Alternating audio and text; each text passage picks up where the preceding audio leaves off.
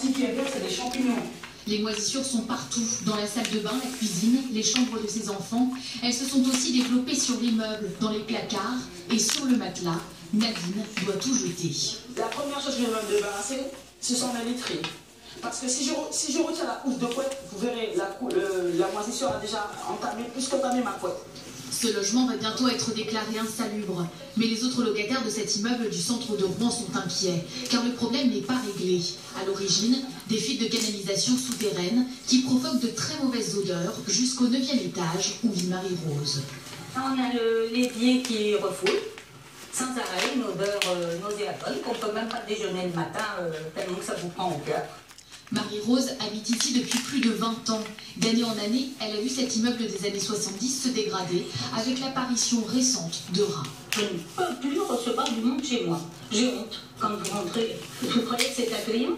Désœuvrés, les locataires ont fait appel à la Confédération nationale du logement pour chercher une solution avec le bailleur. On a une réhabilitation programmée qu'on devrait démarrer le début de l'année prochaine, donc pour lesquelles effectivement on a déjà une phase de négociation avec les locataires. D'ici là, faire des économies d'énergie. Pour les mêmes raisons, certaines villes ont choisi de couper l'éclairage public la nuit. C'est le cas d'Épinal, où les rues sont plongées dans l'obscurité entre 1h et 4h du matin. La municipalité réalise ainsi une économie de 75 000 € par an, mais certains habitants craignent évidemment pour leur sécurité. Dans les Vosges, Bastien Delobert et Vincent. 1h du matin sur la place centrale d'Épinal, les lampadaires s'éteignent et plongent la vie dans la pénombre. Cette coupure de l'éclairage public en semaine est une expérimentation, une mesure approuvée par les rares spinaliens éveillés. À cette heure-ci, il n'y a pas vraiment beaucoup de monde dehors, donc je pense que d'éteindre les lumières, ça semble un peu logique. Ça permet de faire des économies, encore une fois, non négligeables pour la collectivité, et donc des impôts locaux qui ne seront pas augmentés pour faire face aux dépenses dues à l'éclairage. L'extinction des feux permet d'économiser près de 700 000 kWh par an, 17% de consommation en moins pour l'éclairage public, un bénéfice pour l'environnement et un bol d'air financier pour la municipalité. À l'heure où les collectivités locales ont vu les dotations baisser très fortement et brutalement, on recherche des économies. Économiser 75 000 € sur une facture qui en fait 500 000 €, c'est aussi une bonne raison. Du côté des commerçants, la coupure fait grincer les dents. Une centaine d'entre eux a signé la pétition lancée par ce restaurateur inquiet. Au moment où l'éclairage coupe, on a vraiment une impression, je dirais, sinistre. Ça fait peur, ça fait ville morte. Les Spinaliens ont envie qu'on rallume leur ville la nuit, parce qu'il y a quand même une quarantaine de mille d'habitants. Et ça me paraît un petit peu radical comme procédé d'éteindre la lumière. Dans cette brasserie, les habitudes ont changé. Hors de question pour cette serveuse de rentrer seule dans l'obscurité. Je demande à mes collègues de me raccompagner jusque chez moi. Même si j'habite à 5 minutes à pied de mon lieu de travail, je ne me sens pas du tout assurée toute seule la nuit traverser les chemins. Après 10 mois de tests, aucune hausse de la délinquance n'a été constatée. La mairie d'Épinal décidera de généraliser ou non la mesure à la fin de l'année. Les chefs d'État du monde entier ont rendez-vous à partir du 30 novembre à Paris pour la COP21, la conférence internationale sur le réchauffement climatique. Et à cette occasion, nous avons voulu constater cette semaine les effets concrets de ces bouleversements dans nos régions.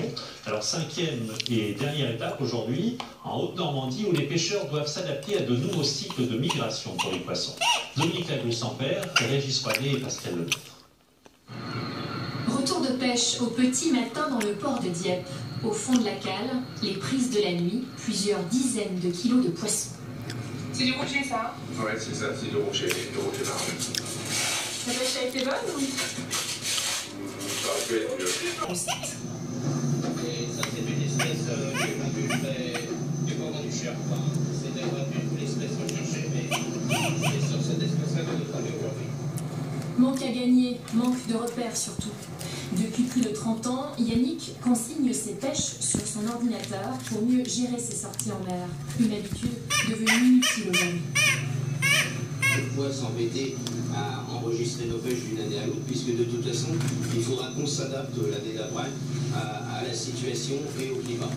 Tout ce que mes grands-parents, mes parents m'ont appris de la pêche, eh ben, ça ne sert à rien, puisque aujourd'hui, ça a complètement changé. Et il n'y a pas qu'en mer où les bouleversements climatiques se font sentir. Les pêcheurs à pied sont témoins, eux aussi, de mutations étonnantes. Philippe est né sur la côte normande, il a connu la pêche avant même d'aller à l'école. Il n'avait jamais vu cette variété de... encore que la variété de crabe qu'on peut trouver chez nous. D'ailleurs, si vous regardez 10 minutes de ramassage, je n'ai trouvé que cette espèce-là, les crabes locaux, on n'est pas bien sûr. Des crabes aux pinces proéminentes, un paysage qui se transforme. Quand il était enfant, Philippe se souvient qu'il n'y avait pas de sable sur